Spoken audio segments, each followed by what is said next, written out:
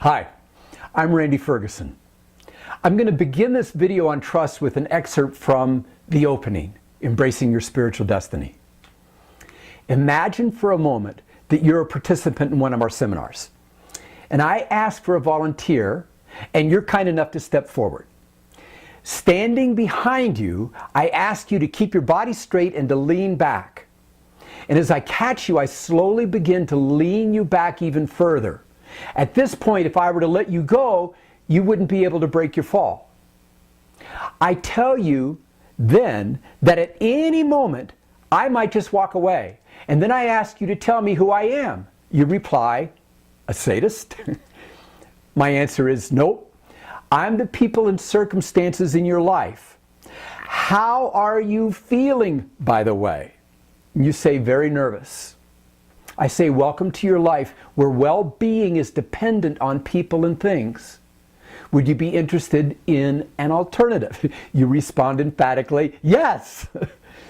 I lift you up and we walk over to a very solid wall. Again, I ask you to lean back against it.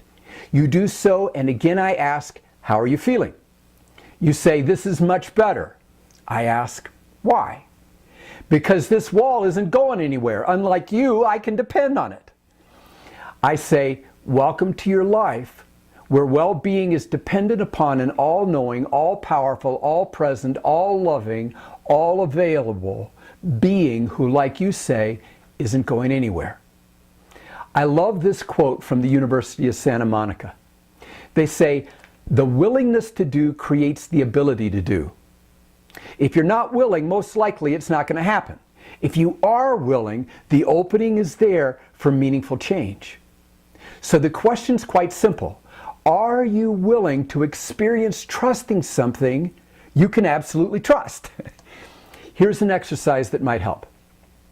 Okay, step one. Create for yourself a quiet time and place where you'll be uninterrupted. Light a candle and ask with all your heart to experience the loving presence and assistance of God in this exercise, feeling grateful for knowing that your prayer is already answered.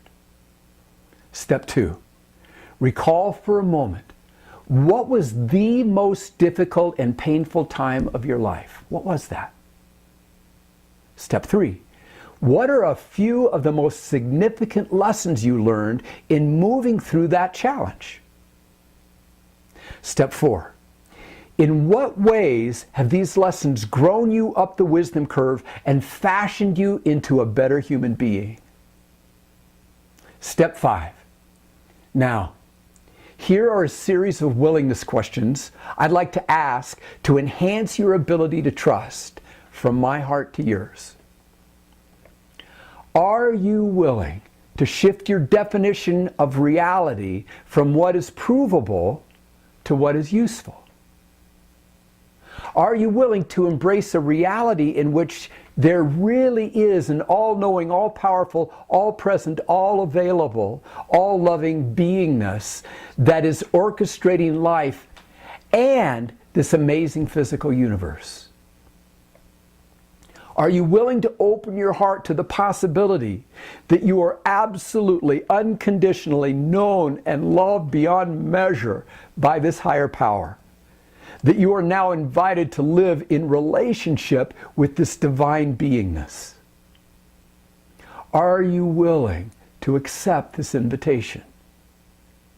Are you willing to surrender your attachments to having life be a certain way so you can be guided to even higher possibilities?